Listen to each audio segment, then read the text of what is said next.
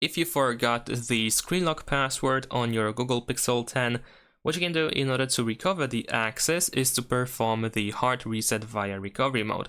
Unfortunately, as a result, you will lose all of the data that you have on your phone. So unfortunately, if you don't have a backup, then you will lose your files. But of course, you will get the access back. So if you want to perform the factory reset by using Android recovery, then first of all, we need to shut down our phone.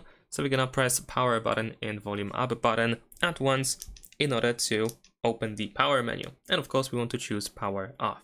Wait for the phone to completely shut down. And once that happens, press and hold the power button and volume down button. And we need to hold these two buttons until you see the fast boot mode. There we go. Once you see it, we can press volume up and down in order to navigate in this menu.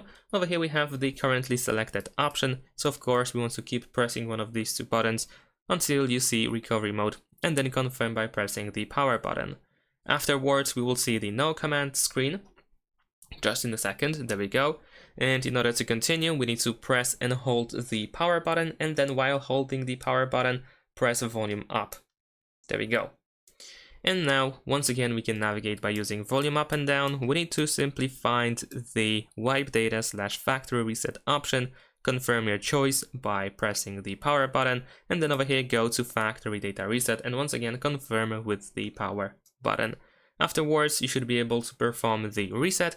You will have the initial configuration again, and you might be required to sign into your Google account again, but you should be able to have access to your phone.